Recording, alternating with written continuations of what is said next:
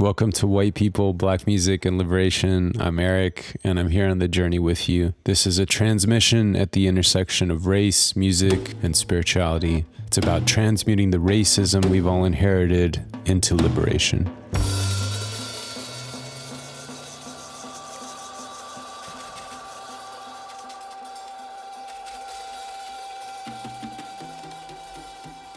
All right, folks. So next on the docket today, we're chatting with Kerbel.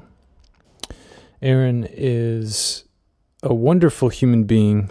I am very lucky to call him Habibi. And Aaron, I know through our musical community here in the Bay Area. He's an amazing drummer. He's an educator. He works with youth. He teaches drums. He's got a lot of heart, a lot of soul, and a lot of really tasty groove. And I'm lucky to play music with him and a band that we both are in called Orchestra Gold. And this is a subject that's really near and dear to my heart. It's sort of an objection that I've wrestled a lot with and heard from other people in my circles when I talk about racial justice, and specifically the work that I've done on myself and that I've done in coordination with other white folks. And it's really, the objection is it detrimental to the cause of racial justice to focus too much on white folks and the work that white folks need to do.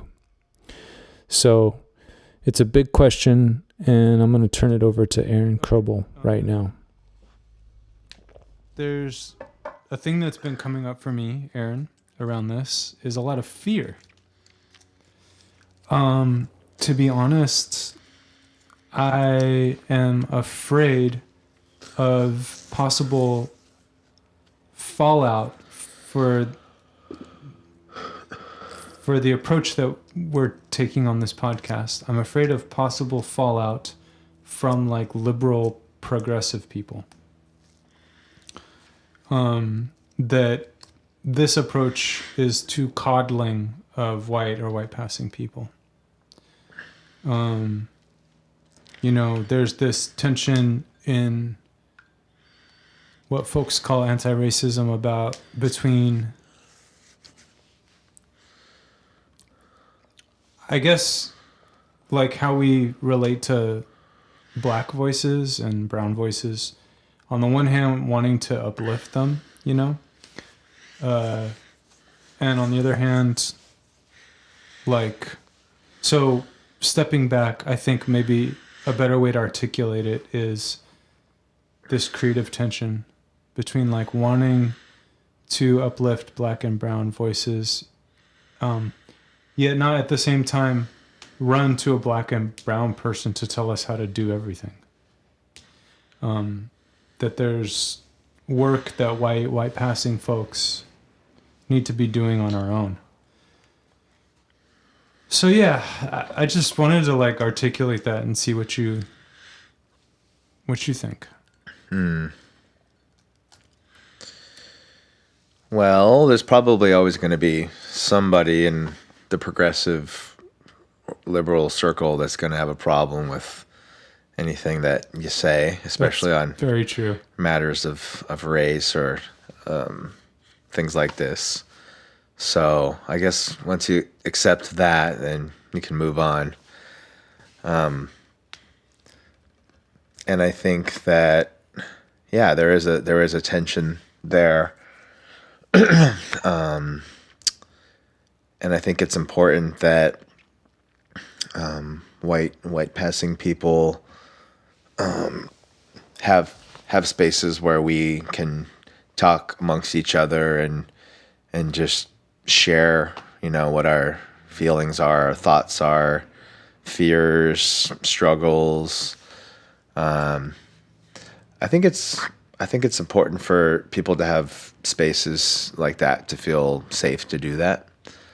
And I also think it's important for people to talk amongst each other, cross race, and I don't think that there are enough spaces like that either. I don't think there's enough.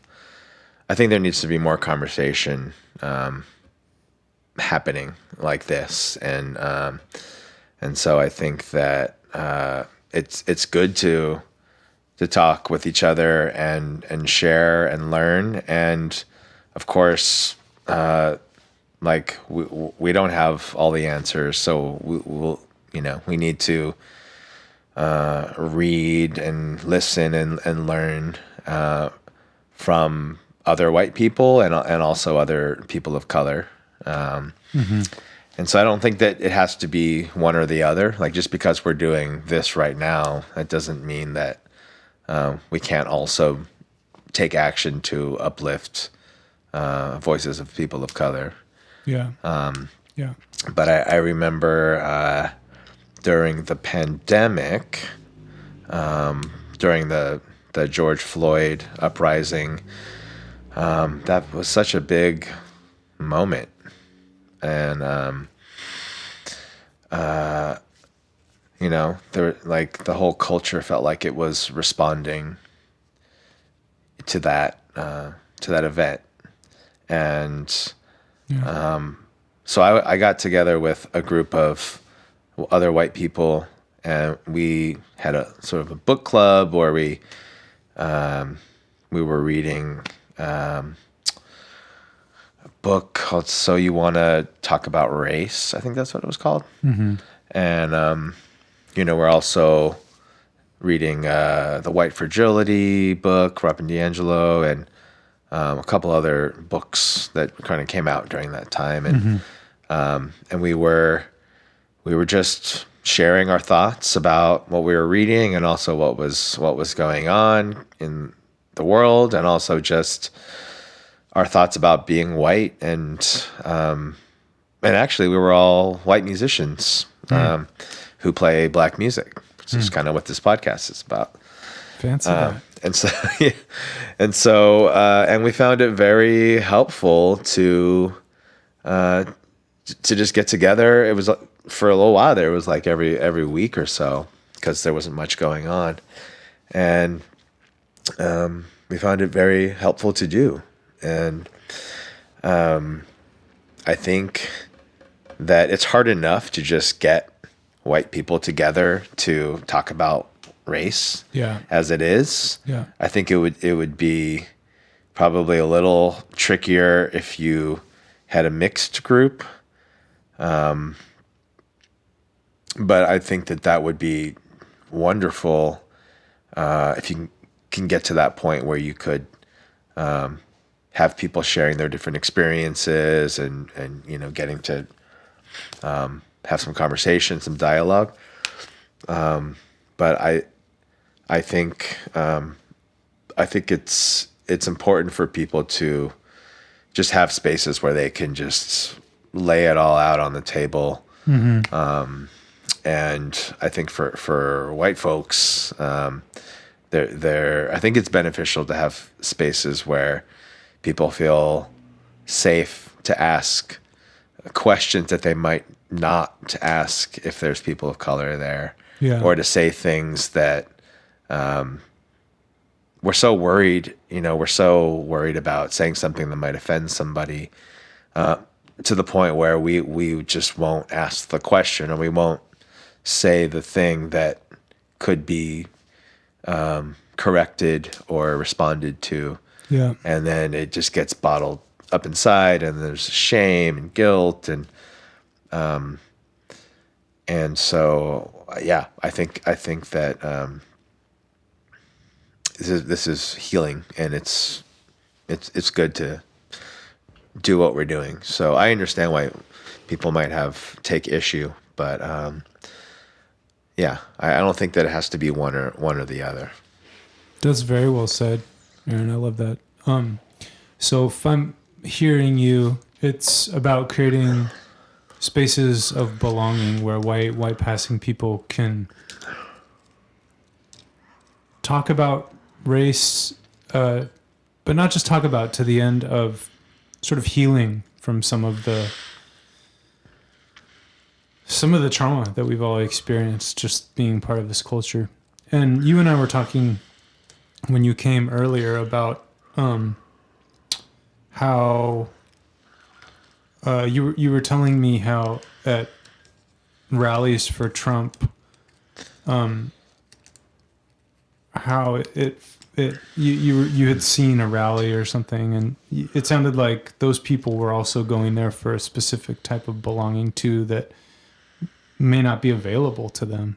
So like the absence of these spaces could also create an opportunity for other kinds of people to sort of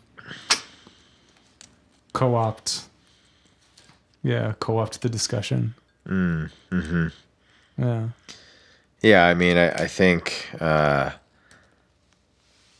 ultimately having multicultural spaces should be the goal. I think people mixing more, segregating themselves less, it is the direction that I would love to see the world go in. But yeah, I think that just having spaces where you can feel like you can like a support group, or like just to feel like you can share, ask, say what you need to say, and is also good.